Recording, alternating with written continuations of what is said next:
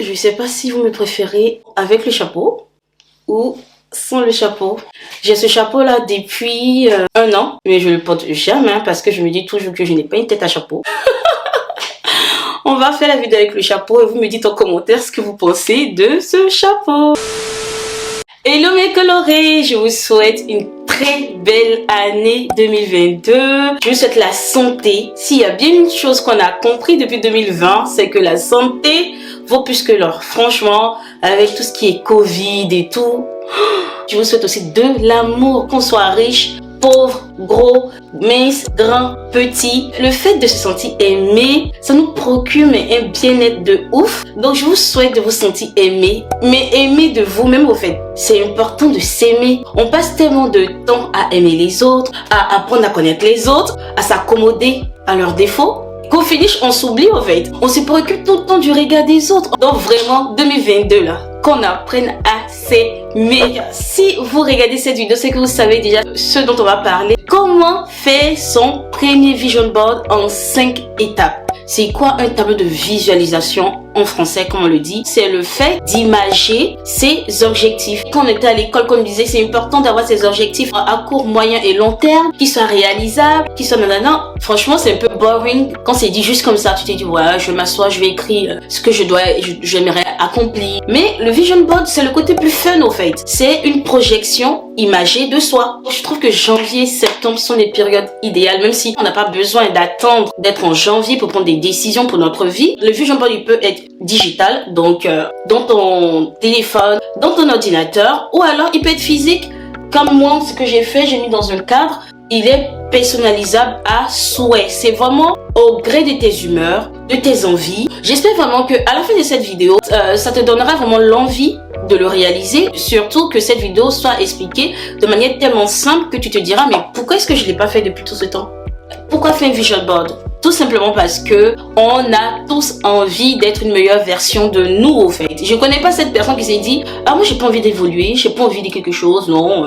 Tout le monde a envie de changement. Et 2022 là, c'est l'année où on veut être une meilleure version de soi. On est fatigué de tout ce qui se passe, la télé et tout. Pour vous dire, je regarde même plus le journal au fait, voilà. Donc maintenant qu'on sait pourquoi est-ce qu'on le fait, comment faire le vision board, c'est là que ça va commencer. Je te dirai pas de, ouais, mets une musique cool, oui, prends ta tasse de thé. C'est ce qu'on voit beaucoup sur YouTube. Voilà, la vie, arrive un moment, c'est pas un monde de bisounours. Donc je vais pas commencer par te dire, il faut te créer un moment zen. Moi, je te dirais de manière concrète, il faut commencer par un esprit de reconnaissance, la gratitude, parce que ça va te libérer quelque chose en toi. Je sais pas si scientifiquement parlant, ça libère des hormones, je dirais pas des bêtises, mais lorsqu'on ressent de la gratitude, on se sent mieux et on se sent aussi capable d'accomplir plus. Donc, je te conseillerais, première étape, de mettre sur papier ce pourquoi tu es reconnaissant. Tu verras que ça te fait mais grave du bien, parce que des fois on a l'impression que on a eu une année merdique, on a des enfants qui ne nous écoutent pas, on voit le verre à moitié vide. Et si on essayait de voir le verre à moitié plein? Bien évidemment, je te dis pas que tout est rose, donc tu dresses une liste de choses à améliorer. Tu as les deux, la gratitude et des choses que tu aimerais améliorer. Ça te permet de bien te sentir comme je t'ai dit, mais ça te permet déjà d'avoir une idée de ce sur quoi tu peux te focaliser pour la nouvelle année. Tu veux quoi? Tu veux téter? Oh!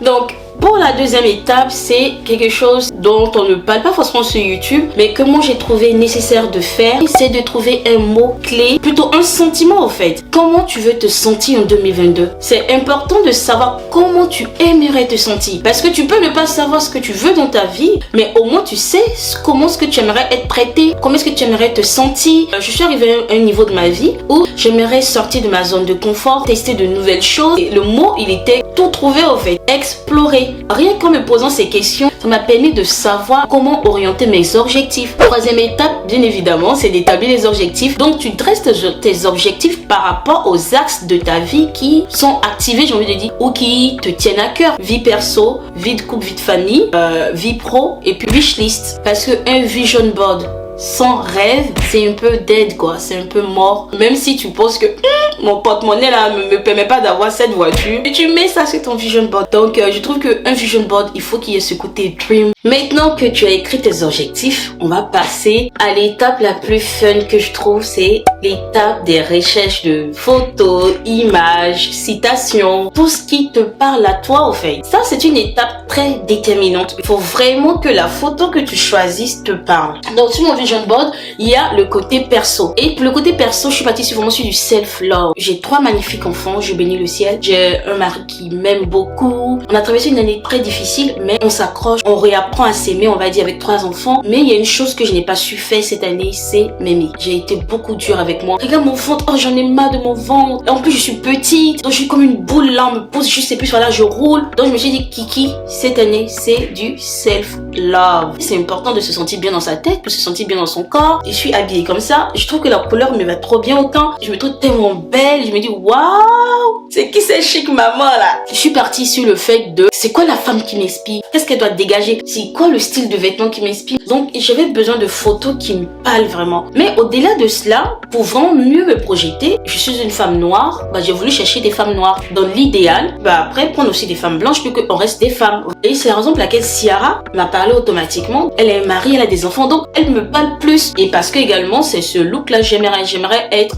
à 32 ans une femme classe. Pour le côté vie de couple, vie de famille, j'ai fait très attention à la photo que j'ai choisie. J'ai choisi une photo où on s'embrasse parce que en 2021, on s'est beaucoup pris la tête, on s'est peu embrassé. Donc j'ai pris une photo qui montre vraiment qu'on s'aime tendrement. Il nous reste la dernière étape, la 5e étape, qui est l'étape de regrouper ces photos, les coller. Dépendant de ce que vous voulez, une fois que vous avez pris toutes les images là, vous pouvez les regrouper sur l'application Canva. Et si vous décidez de faire par exemple un vision board physique, vous allez imprimer ça en plusieurs photos, comme ça vous découpez, vous punisez ou vous collez. Et si vous préférez faire un vision board digital, une fois que vous avez fait tous vos différents tableaux, vous allez les assembler de sorte à ce que si vous retrouvez lorsque vous regardez, que ça vous donne envie au fait que ça soit assez esthétique, parce que c'est quand même votre vision. Enfin bref, donc voilà un petit tour de mon vision board. J'espère vraiment que cette vidéo vous aura plu. J'espère vous avoir donné l'envie de créer un vision board. Dites-le moi en commentaire. N'oubliez pas de vous abonner, de mettre des likes. Mettez des likes parce que